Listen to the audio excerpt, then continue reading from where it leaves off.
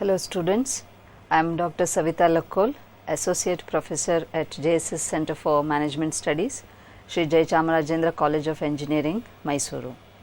In the last session, we focused on corporate restructuring and the various forms of corporate restructuring. We started our discussion with expansion oriented corporate restructuring, wherein we started discussing about mergers and acquisition. So, we did discuss about the forms of merger which can be either in the form of amalgamation or acquisition. So, in this session we take forward this discussion on corporate restructuring. We are going to focus on types of merger, the takeovers and the joint ventures, which are once again the expansion oriented restructuring activities, and then we will focus on contraction oriented restructuring activities, control oriented restructuring and ownership structure changes. So, we did see this slide in the previous session. Merger can be broadly classified into three types. Based on what is the objective of the merger, merger can be classified into either horizontal merger, vertical merger or conglomerate merger. Horizontal merger occurs when two companies that are in direct competition with each other in the same product line or markets decide to merge. So, the main objective in horizontal merger is to gain more market control by reducing competition and also to gain economies of scale. Horizontal merger can be either product extension merger or market extension merger. Before going on to product extension merger, we will take up an example for horizontal merger. HCL was formed, which is an Indian IT major, by merging 4 IT companies: HCL Instruments Limited, HCL Computers Limited, Indian Software Company Limited and Indian Reprographics Limited were merged to form HCL company. So, hence this was all the 4 companies that merged together to form HCL were in the same business line. Now, in the product extension merger, which again is one form of horizontal merger, the product extension merger results in adding new products or new product variants to the existing product portfolio of the acquirer. So, we have an example here wherein Hindustan Unilever Limited, when it acquired Lakme Limited, that resulted in product extension of HUL, because HUL already had its own cosmetics brands such as Fair and Lovely and Pond's, whereas Lakme was one of the leading brands which was a homegrown makeup brand from India. So, addition of Lakme to the product portfolio of HUL strengthened the cosmetics product portfolio of Hindustan Unilever Limited. So, another form of horizontal merger is market extension merger. In market extension merger, as the name suggests, this is a merger between two companies that sell the same product in different markets. So, in this case, unlike in the case of product extension merger, no new products are being added to the product portfolio. On the contrary, it results in wider geographical reach and the merging companies can acquire more market share through the wider geographical reach. We have an example here. ICICI Bank, when it acquired Bank of Madura, which had larger presence in South India, that gave ICICI Bank an entry route to South Indian market. So, most of the acquisitions that are done by ICICI Bank gave them wider geographical reach. So, they were all can be considered as market extension mergers. Now, let us consider what is vertical merger, that is the second type of merger is vertical merger.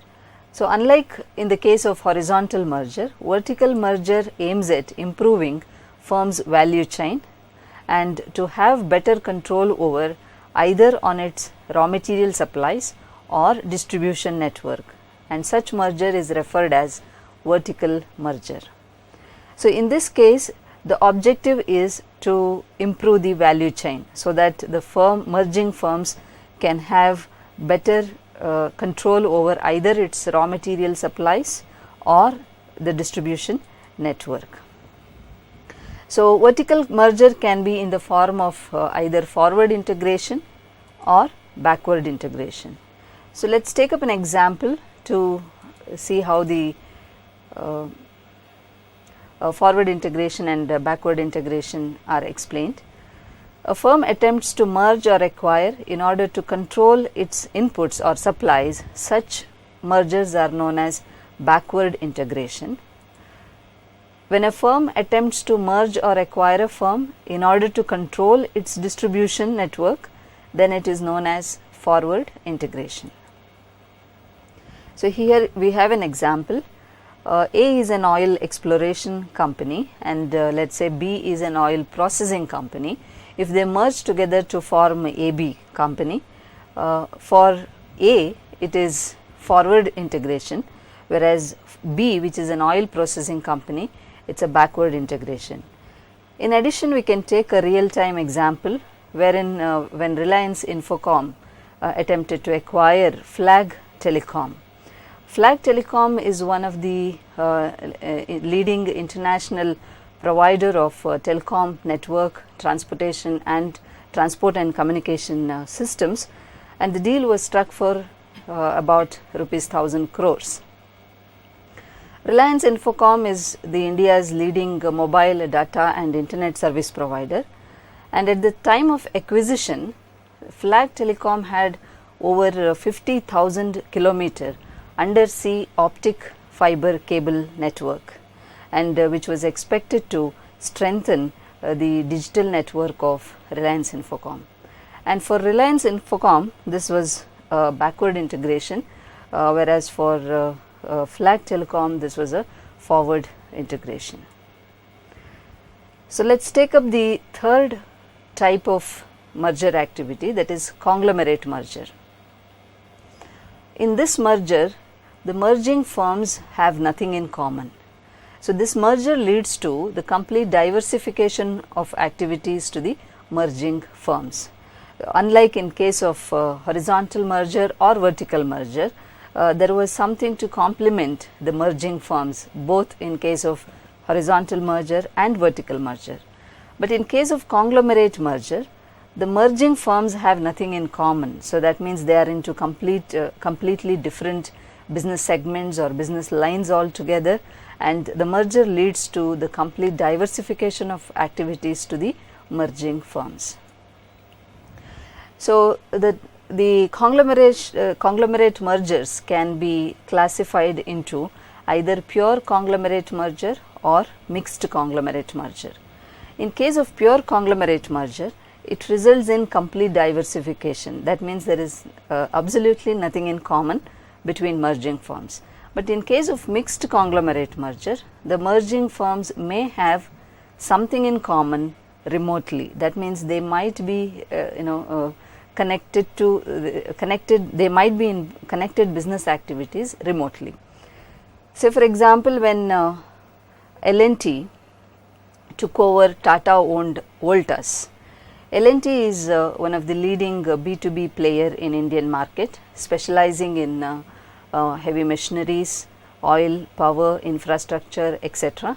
Whereas Voltas, which is owned by Tatas, is one of the leading consumer durables brand, which is mainly into B2C segment. Hence, this merger resulted in pure conglomerate merger for L&T. So, let us move on to another type of expansion oriented restructuring activity, that is a tender offer. So, in a tender offer, which is actually an invitation generally given by an acquirer who makes an open invitation or who makes an open offer to the shareholders of a target firm to seek the control in the target firm. Say for example, if an acquirer is willing to acquire a target, then an acquirer has to make an open invitation to the shareholders of the target to sell the shares to the acquirer. So, here you can see acquirer is making an open offer to the shareholders, and in turn the shareholders can sell their shares as a response to the tender offer to the acquirer. So, a tender offer is an initial step to the takeover. So, takeover results in taking over the control of management. So, share purchases are generally known as takeover. That means if the shareholders of target firm respond positively to the tender offer bid by the acquirer, that results in takeover. That means acquirer will be able to establish his control over the management of the target. So, substantial acquisition of shares or voting rights will enable the acquirer to nominate the directors on the board. That means when the acquirer acquires or when he possesses substantial quantity of shares, he will accumulate higher voting rights, and that will enable the acquirer to nominate few directors on the board of the target. And by doing this, the acquirer can exercise his control over the decisions and the activities of the target. So, he starts controlling the activities of the target. In fact, in theory, the acquirer must buy more than 50% of the paid up equity of the acquired company to enjoy the control. But in reality, what happens is, even if the acquirer accumulates about 20 to 30% of the equity holding, he will be in a position to control the activities of the board, because he will be a major shareholder in the meetings that are attended by normally not more than 60 or 65% of the shareholders. So, hence he will become minimum 50% representative in that case. So, based on the approaches that is chosen by the acquirer and the target, the takeover can be classified into three types: friendly takeover, hostile takeover, hostile means actually unfriendly, and bailout takeover.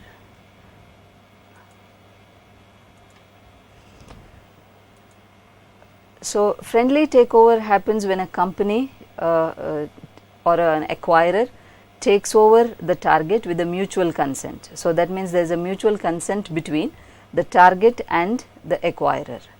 So, sometimes this friendly takeover may happen when the target wants to hold off or stop an unfriendly takeover attempt. Say for example, when Sterlite Industries Limited wanted to acquire Indal, it was a hostile attempt because Indal did not want the Sterlite Industries to take over Indal. So, at that moment Indal invited its joint venture partner, the Alcan, to buy out the shares of Indal. In an attempt to stop the hostile takeover, Alcan decided to buy the shares of Indal, and they increased their shareholding from 34% to 54% in Indal. On the contrary to friendly takeover, there can be a hostile takeover. So, here the acquirer tries to acquire the shares of the target without the knowledge or the consent of the existing management of the target, and such an attempt is known as hostile takeover. In India, the attempt of India Cements to take over Rasi was a much publicized hostile takeover attempt. So, the third type of takeover is bailout takeover, wherein taking over of the management of a loss making company or a weak companies for nurturing them back to normal activities by an acquirer who has management expertise and resources, and such takeover is known as bailout takeover. Say for example, when Oriental Bank of Commerce took over GTB, the Global Trust Bank, to bail out the Global Trust Bank. Another form of expansion oriented restructuring activity is joint ventures.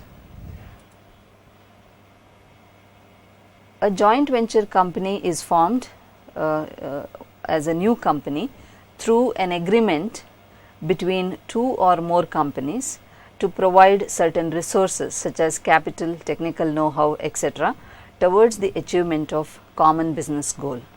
That means a joint venture company is formed through an agreement between two or more companies, wherein these joint venture partners will bring in complementary resources and skills. In India, Maruti Udyog Limited was one of the joint venture firm formed by Government of India and Suzuki Corporation, Japan, wherein Suzuki Corporation brought in the technology and the technical know-how to manufacture cars in India, whereas Government of India decided to support by providing all the resources and regulatory support. But the joint venture did not last long due to the conflict between the joint venture partners in terms of operations, and also the changing rules and regulations in auto sector also fueled the conflict between the joint venture partners. And we must also note that most of the automobile companies had their joint ventures with their foreign counterparts, and joint venture is one of the most used entry strategy whenever the companies go and invest abroad. So, a joint venture can be for a limited duration, and they may have separate legal entity apart from their joint venture partners. For example, ICICI Prudential Life Insurance Company Limited is a joint venture company between ICICI Bank Limited and Prudential PLC of UK. Now, the legal entity of ICICI Prudential Insurance Company, Life Insurance Company, is separate from that of ICICI Bank as well as Prudential PLC. And a joint venture pools resources and the best of the skills. That means normally the domestic partners will bring in all the resources that is required, whereas the foreign counterpart may bring in the skills such as technology know-how or process knowledge, product knowledge, etc. So, joint venture is most suitable when resources are to be shared for limited duration and it does not require complete merger. Hence, this is the most simple form of entering into a foreign land, so that you can get to know the nuances of the business. And in addition, it is suitable for limited duration because the market is ever changing. That might result in the closure or the end of the joint venture between the joint venture partners. Say for example, in case of insurance sector or banking sector or even in automobile sector, the foreign direct investment limits are slowly increased from 24% to 74% or in some cases 100%. So, that results in complete investment by the foreign partner. So, under such cases, these joint venture companies can be bought out by one of the partners who is interested in running this business further. So, with this we move on to the second form of corporate restructuring activity, which is contraction oriented restructuring activity. Contraction simply leads to reduction in business size. So, there are various activities which leads to reduction in size of the business. Let us have a look at these contraction oriented restructuring activities. A spin-off leads to reduction in size. A spin-off creates a separate legal entity wherein the existing shareholders get the shares in the new firm on a pro rata basis. That means a spin-off creates a new firm from the parent company, and the existing shareholders in the parent company will get their shares in the new firm on a pro rata basis. Say for example, if a particular shareholder had 10% shares in parent company, he is going to obtain 10% of shares in the new company that is being spun off. HCL has decided to separate 3 of its verticals into separate business divisions or into separate companies. Its learning and education division was transferred to HCL Learning Limited. Its hardware business was transferred to HCL System Integration Limited, and its service vertical was transferred to HCL Care Limited, and that is how the new 3 companies were spun off from HCL Infosystem Limited. On the contrary, in a split off, it is a variation of spin off in which a portion of existing shareholders receive the shares in the new entity, but in exchange for their shares held in the parent company.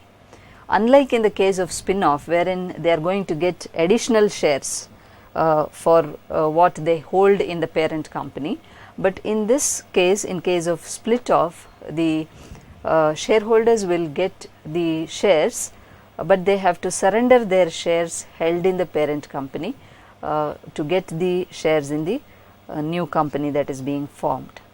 So, in addition, there is also write-ups on split-ups. Say for example, when Reliance Industries Limited was split into 5 different companies in the year 2005 between the 2 brothers, that can be considered as split up. Another form of reduction in size happens through divestitures, which can also be referred as sell-off. Basically, a divestiture involves the sale of portion of a firm to an outside third party, either for cash or cash equivalent. So, basically sell-off is mainly carried out either as an opportunistic activity or as a strategic activity. Sell-off as an opportunistic activity means when the target obtains an offer from the acquirer, very high price is offered to the target, then it is considered as an opportunistic sell-off. Say for example, when Thumbs Up was offered a very high price, Parle was offered a very high price to sell their Thumbs Up brand to Coca-Cola, you can consider that as an opportunistic sell-off by Parle. Whereas L&T decided to sell their cement division to Grasim. Similarly, Tata Steel decided to sell many of their divisions as a part of their turnaround strategy in order to generate cash inflows to their main activity. That can be considered as a strategic sell-off, wherein the company decides to focus on a particular activity and they have decided to sell off all those activities which is no more fitting into their objectives. So, selling brands, plant capacity or business division will result in sell-off, and we must remember that through all this the company size is being reduced. When they sell their brands, when they sell their plant capacity or business divisions for cash or equivalent of cash, that results in reduction in their activity. So, the fourth form of contraction oriented restructuring activity which we are going to discuss is equity carve out. An equity carve out involves the sale of portion of a firm via an equity offering to the outsiders. So, unlike in the case of spin off or split off, wherein the existing shareholders are going to get the equity in the new company that is being formed, but on the contrary, in equity carve out, the existing shareholders will not obtain any shares in the new entity, whereas the equity is being offered to the outsiders in exchange for cash.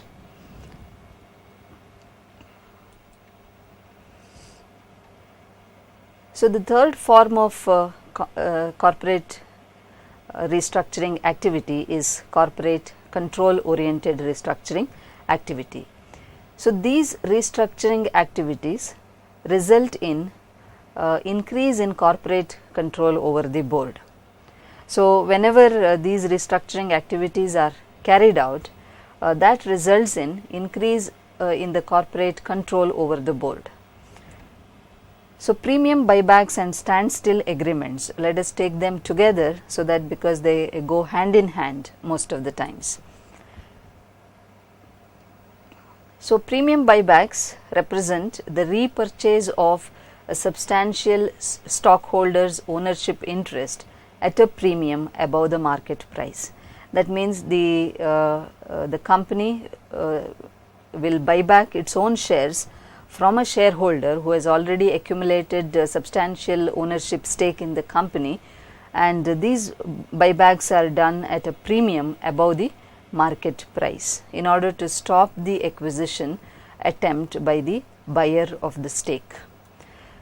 And normally these buybacks are backed with standstill agreements, in which the seller has agreed not to make any further attempts to take over the company in future. So, that means he has already got the higher price for the shares that he had accumulated, and he has to agree through a standstill agreement, wherein he agrees to stand still. That means he will not make any further attempt to take over the company in the future. So, this results in safeguarding the corporate control. That means the company which is buying the shares at premium from the acquirer safeguards its control over the board through this activity, that is premium buybacks, and through signing an agreement with the seller. The corporate control can be enhanced even through anti-takeover amendments, and these anti-takeover amendments bring changes in corporate bylaws to make an acquisition of the company more difficult or a more expensive affair. So, these anti-takeover amendments include super majority voting provisions. That means, in case of acquisition, they may bring in a provision that the acquisition require super majority voting provisions. So that makes it more difficult for the acquirer to acquire the business. And they may also have a provision of a staggering board for their directors. So, with this provision, they are ensuring that their directors or the board is not replaced immediately after the acquisition. And even if they are replaced, there are golden parachutes. Golden parachutes are the compensation that are paid to directors for the loss of their office. The huge compensation is paid to the directors in the event of loss of their office. So, through this provision, what the company is ensuring that the merger and acquisition becomes a more expensive affair for the acquirer. So, these are actually can be used as the strategies to stop the acquisition attempt, or it can be considered as a takeover defense by the target. So, the next form of corporate restructuring is changes in ownership structure. So, these activities will result in the changes in the ownership pattern of a company.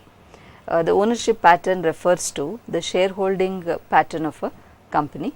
The changes in ownership structure will result in the changes in shareholding pattern of the company. Rather than the regular capital structure and other variables are used here to try out new operating strategy, new capital structure and different cash flow pattern. So, that means it does not merely changes the capital structure of the company, that is capital structure, we understand that it is the combination of debt to equity.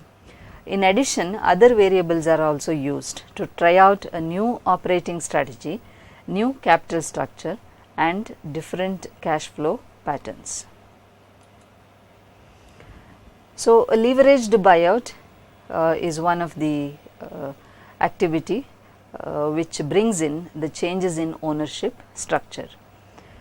So, a leveraged buyout is an acquisition or a takeover of a company wherein the controlling interest of a company is acquired using mainly borrowed money. That means the acquisition mainly happens through borrowed funds. So, usually 70% of or more of the total purchase price is financed through debt and remaining is being financed through equity capital. One of the most talked about leveraged buyout in India is the LBO deal of Tata Tea and Tetley, wherein the Tata Tea acquired 4 times bigger Tetley of UK through leveraged buyout. So, the exchange offers will also result in the changes in ownership structure. So, exchange of debt or preferred stock to equity will result in the change in ownership structure. Say for example, when the debt or preference stock is exchanged for equity, what happens is the equity share capital will increase and the debt portion will be reduced. So, it brings in the changes in shareholding pattern of the company. On the contrary, equity for debt. So, if equity is exchanged for debt, that also would bring in the change in the ownership pattern of the company. So, it results in changes in debt to equity mix, as I have already specified. So, the debt to equity ratio will change and that results in change in ownership structure of the company. As a result, there will be changes in shareholding pattern. So, the next form of corporate restructuring activity which results in ownership structure changes is going private. Going private is a process through which a publicly listed company is transformed into a privately held company. So, in this case, a publicly listed company is transformed into a privately held company. That means no more the shares of the company are available for the public trading. The small group of investors normally they buy the entire equity which are publicly traded in the market, so that the number of shareholders can be reduced and it can be restricted to that small group of investors, and this small group of investors will start exercising their control over the management of the company. So, going private may involve either MBO, that is management buyout, when bought by the incumbent management. That means the existing management buys its own company which is publicly listed, we call it as an MBO, or a LBO when which is the bought out is done by a third party or a management buy-in. So, under all these circumstances the company can go private. That means a publicly listed company can be transformed into a privately held company, that means a private limited company by the acquirers. So, the process of going private can be deliberately done or it can be one of the stage in LBO. So, in an LBO deal, when the third party buys the target, they have to transform a publicly held company into a privately held company, so that they can bring in whatever operational changes that they are willing to bring in, so that they can ensure higher cash inflow to the business. So, when the company goes private, a substantial debt is raised to pay back the shareholders, because when they buy the shares from the shareholders, they have to attract the shareholders by offering a slightly premium price, and this is done through borrowed money. Hence, the company that will result in high debt and low equity ownership pattern, and thus it restructures the debt to equity proportion in the business. So thus going private will also bring in ownership pattern changes in the business.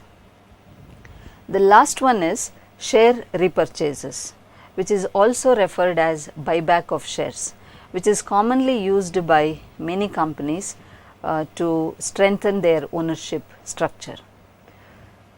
Share repurchases or share buyback is a process of buying back company's own shares from the market. So that means the company buys back its own shares from their existing shareholders at a premium price. It is not similar to the premium buybacks we have seen earlier. In case of premium buybacks, the buyback is done from an acquirer who has accumulated a substantial amount of shares. But in case of share buyback or share repurchases, the shares are bought back from the existing shareholders, and the shares can be bought back for various reasons, like to strengthen their share price in the market. If the share price is falling for no reason, in order to strengthen the share price, the company can enter the market as a buyer. So through this, there is a buyer who creates demand for the falling shares, share prices, and the prices will start picking up because of the increased demand. It can also be done to reduce the availability of the shares. That means in the event of a hostile acquisition, the share repurchases can be used as a defense mechanism.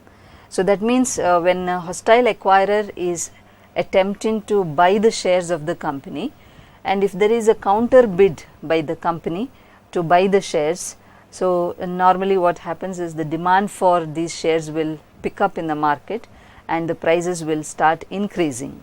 And when the prices start increasing because of the reduced availability of the shares, the acquirers will have to spend more on buying the shares. So hence this acts as a defense mechanism. And as I have already quoted, the share repurchases can also be done to strengthen the share price. To conclude, we can say that the corporate restructuring activities are carried out in order to align the business activities with the changing business environment. When the changes happen in economic policies, regulation, or the market structure changes, or there is a change in taste and preference of the customer, the business have to align their activities with the changing environment in the market. Hence, either they have to go for expansion when the time demands, or they have to contract their activities when they think of too much of diversification and they think it's a time for focusing on core competitiveness of the business. So under such circumstances, they can start focusing on contraction oriented restructuring activities. They may bring in higher corporate control so that their business is not an easy prey for the acquirers, or finally we have discussed about the ownership structure changes, which are mainly focused on bringing in the changes in debt to equity proportions and bringing in operational changes and ensuring higher cash flows to the business. So the business can choose an appropriate form of restructuring activity as the external environment changes. Thank you.